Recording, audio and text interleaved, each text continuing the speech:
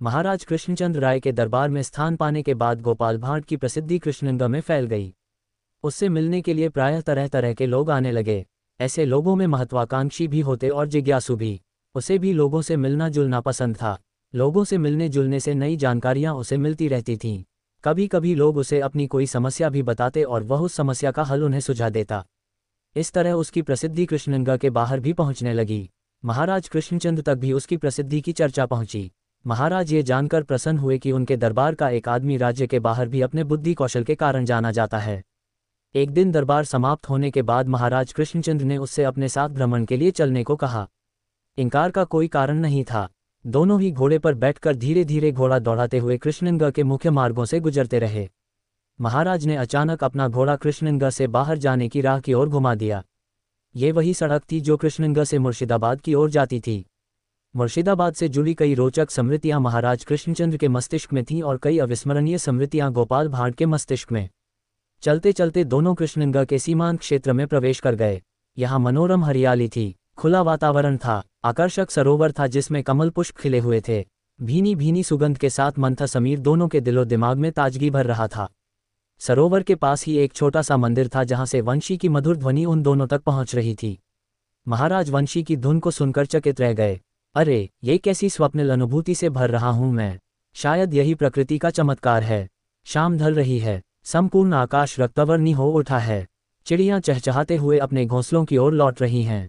डूबते सूरज की रक्तवर्णी किरणों से कमल दल रक्ताब हो रहे हैं, मानो प्रेमी के स्पर्श से किसी गोरी नवयौवना के मुखड़े पर शर्म की लाली दौड़ गई हो। ऐसे में यह वंशी की तान। मंत्रमुग्ध से महाराज वहां की प्राकृतिक छटा निहारने में खोए रहे। सूर्यास्त के बाद शाम का रंग बदला। चारों ओर सुरमई अंधेरा फैलने लगा। गोपाल भांड ने देखा कि यदि महाराज इसी तरह अपनी तन्मयता में डूबे रहे तो रात गहरा जाएगी। इस सुनसान में देर तक रुके रहना उचित नहीं है। जंगल का सिलसिला 1-1.5 मील की दूरी पर आरंभ हो जाएगा। चोर उचचकों और जंगली जानवरों को निशाचर कहा गया है। रात गहराने पर उनकी ताकत बढ़ती है। क्या पता उनमें से कोई इधर का ही रुख कर ले। अभी गोपाल भांड महाराज को वापसी के लिए कहने की सोच ही रहा था कि वंशी की तान एक ऊंचाई तक जाकर समाप्त हो गई। महाराज की तंद्रा टूटी। बोले, ओह, संगीत में कितना रस है। मन श्रांत और बोझिल था, इसीलिए भ्रमण के लिए निकला था कि मेरी मानसिक श्रांति समाप्त हो जाए। अच्छा हुआ कि मैं इस ओर आ गया। मेरे राज्य में इतना अच्छा वंशी बजाने वाला कोई है, इस बात का ज्ञान मुझे नहीं था। इधर नहीं आया होता तो ये ज्ञान कदापि नहीं होता। महाराज अभी भी संगीत की स्वर लहरियों में खोए हुए थे। उन्हें रात हो जाना भान कराने के उद्देश्य से तत्क्षण ही गोपाल भांड ने कहा, महाराज, सूरज डूब चुका है और रात गहरा रही है।